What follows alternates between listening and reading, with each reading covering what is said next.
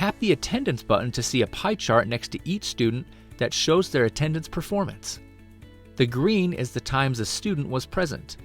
Red represents absent. Yellow tells you how many times they were late, and blue is for the times that the student left in the middle of class. Tap on the pie to see the numbers, and we give you 2 columns. The first column is the counts. How many classes were there? How many was this student present? How many times the student was absent, late, and left during class?